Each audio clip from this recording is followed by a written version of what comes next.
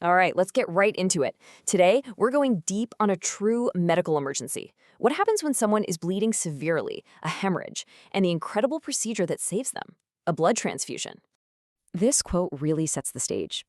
It's not always the dramatic, visible wound that's the most dangerous. Often, it's the bleeding you can't see, the internal or concealed hemorrhage that poses the biggest threat. It's a silent countdown. So, let's start at the beginning. What exactly is a hemorrhage, and why is it such a massive challenge for doctors?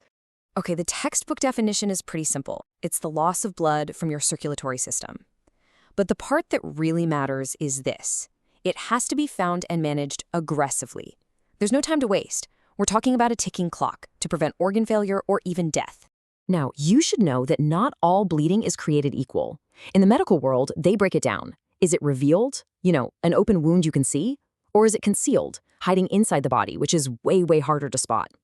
Is it primary, happening right at the moment of injury? Or secondary, which can pop up days later, maybe from an infection? Knowing which one you're dealing with is absolutely the first step. When someone is bleeding out, their body can get caught in this absolutely terrifying feedback loop. We're going to call it the lethal spiral, because that's exactly what it is. It's a cascade where one bad thing triggers another, and they all just feed on each other, making the whole situation spin out of control. And this spiral has three main components that work together in the worst way. First, you get coagulopathy. That's a fancy word meaning the body just can't form blood clots anymore, so the bleeding gets even worse. That leads to acidosis, where the blood literally becomes too acidic, which messes up the clotting even more. And finally, hypothermia kicks in. As you lose blood, your body gets cold, and that cold also stops the clotting process. It's this vicious, deadly cycle that has to be broken, and fast. So when you're facing that terrifying spiral, how do medical teams get a grip on just how bad things are? Well, they have a system for that.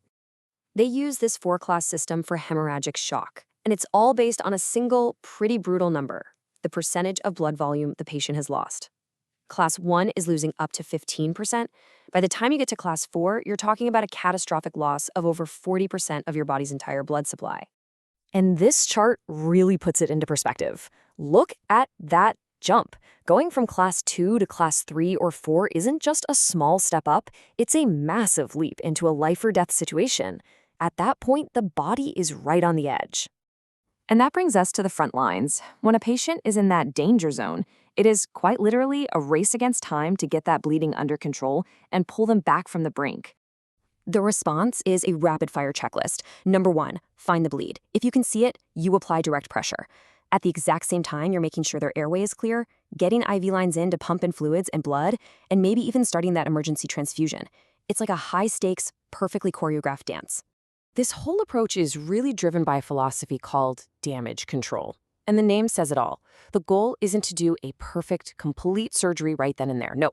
The goal is to stop the bleeding, stop any infection, and just keep the patient alive. The more complicated stuff can wait. Right now, it's all about preserving life. Okay, so let's say the team has managed to control the bleeding. Now comes the next huge challenge, replacing everything that was lost. And this is where the incredible science of blood transfusion takes center stage. You see, today we rarely just give whole blood. Instead, doctors use what's called component therapy. Think of it like a specialized toolkit. You give packed red cells to carry oxygen, fresh frozen plasma to get the clotting factors back in, or platelets to help form the actual plugs. Each part has a very specific job to do. Let's look at the two big ones to see how this works. On one side, you have packed red cells. Their job is simple: get the oxygen flowing again. On the other side, you have fresh frozen plasma. That's what's loaded with all the coagulation factors the body needs to actually stop the leak. You need both working together to pull through a major hemorrhage. Giving someone blood is an amazing medical achievement, but it's also ridiculously complex. It's a lifeline, for sure, but it's one that has to be chosen and administered with extreme care. So, the bedrock of all transfusion safety is the ABO blood group system. Basically, your blood type is decided by markers, antigens, on your red blood cells. At the same time, your body makes antibodies against the antigens it doesn't have. So if you give someone the wrong type, their immune system attacks, and it can be fatal. This is why type O is the universal donor. Its cells don't have any of those antigens to set off the alarm. And this chart just gives you a quick idea of how common each blood type is. As you can see, types O and A are the heavy hitters, making up almost 90% of the population, while AB is pretty darn rare. But even after you've got the blood type right, there is one final crucial safety check. It's called cross-matching. In the lab, they'll actually mix a little bit of the donor cells with the patient's plasma just to be 100% sure there's no bad reaction before that blood goes into their body. And even with all that care, it's not a risk-free procedure. A lot can still go wrong. Complications can be anything from a simple allergic reaction to way more serious stuff, like infections, lung injury, or even kicking off that same hypothermia and clotting problem we saw in the lethal spiral. It's a serious balancing act. All right, let's wrap this up with the 5 key things you need to remember. 1. Concealed hidden bleeding can be a silent killer. 2. That lethal spiral of bad clotting, acidic blood, and low body temp has to be stopped. 3. Red cells carry oxygen, plasma makes clots. Simple as that. 4. Safe transfusions all come down to blood typing and cross-matching. And finally, number 5, and maybe the most important, you have to control the bleeding early and aggressively. Everything depends on it.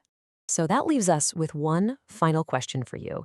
Now that you know the real, complex, high-stakes science behind all this, how does that change the way you see those dramatic medical scenes in movies and on TV? It's something to think about, right? Thanks for joining us.